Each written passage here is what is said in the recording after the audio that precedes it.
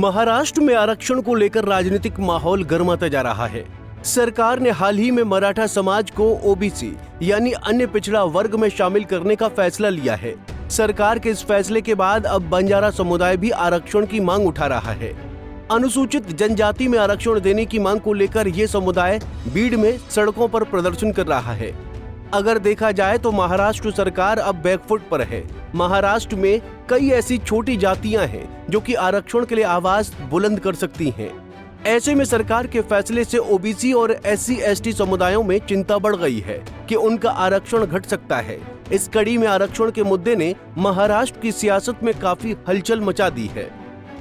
दरअसल महाराष्ट्र में मराठा आंदोलन के बाद आरक्षण की मांग ने एक बार फिर रफ्तार पकड़ ली है। बीते कुछ दिन पहले मनोज जरांगे मराठा आरक्षण को लेकर अनशन पर थे। उनके अनशन के आगे घुटने टेक कर फडणवीस सरकार ने मराठा समुदाय को ओबीसी वर्ग में शामिल करने का ऐलान किया, जिसके बाद अब दूसरे समुदाय भी आरक्षण के लिए मांग उठा रहे हैं। ऐसे में अब ओबीसी और SC/ST समुदायों को आरक्षण की भी चिंता सता रही है। आरक्षण चाहता है बंजारा समुदाय। बंजारा समुदाय ने ST वर्ग में शामिल होने के तहत जोरदार प्रदर्शन किया है।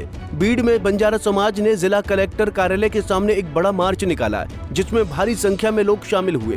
बीड़ जिले को मराठा आरक्षण आंदोलन का गढ़ माना जाता है। यहाँ अनशन कर रहे मनोज जरांगे पाटिल को भी सबसे ज्यादा समर्थन मिला है।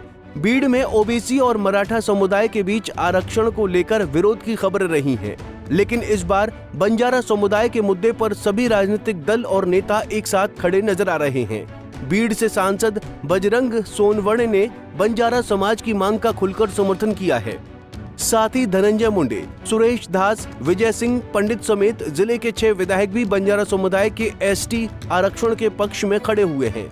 बीड़ जिले में बंजारा समुदाय की आबादी लगभग 2.5 लाख है, जिनमें से 1,90,000 मतदाता शामिल हैं। इतनी बड़ी संख्या के कारण कोई भी राजनीतिक दल बंजारा समुदाय को नाराज नहीं करना चाहता।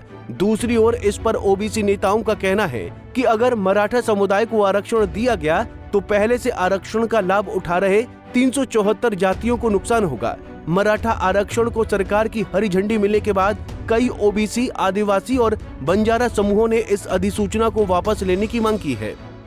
ऐसे में इस पर मुख्यमंत्री फडणवीस ने कहा कि इस मामले में कुछ लोग ज्यादा राजनीति कर रहे हैं और माहौल इस तरह बनाया जा रहा है कि ओबीसी समुदाय का आरक्षण खतरे में आ जाएगा। अब आरक्षण के मुद्दे पर महाराष्ट्र में जमकर राजनीति हो रही है। बता दें कि एनसीपी नेता शरद पवार ने इस मामले पर देवेंद्र फडणवीस सरकार पर जमकर निशाना साधा। उन्होंने कहा कि सरकार जानबूझकर समाज में दरार डालना चाहती है और लोगों को बांटने का काम कर रही है। अगर देखा जाए तो आरक्षण एक संवेदनशील मुद्दा है। आज भी ये कई पिछड़े परिवारों को उनका हक दिला रहा है।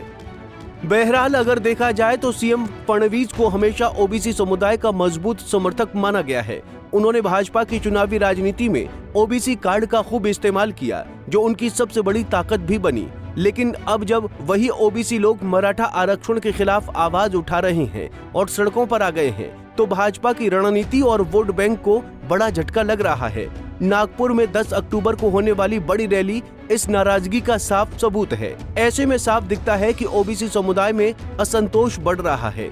इसी तरह का असंतोष SC/ST समुदाय में भी देखने को मिल रहा है।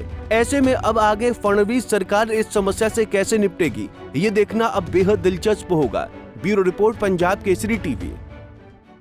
हमसे जुड़े रहने के लिए हमारे YouTube चैनल को सब्सक्राइब करें और नई वीडियो की नोटिफिकेशन के लिए बेल आइकॉन को दबाएं।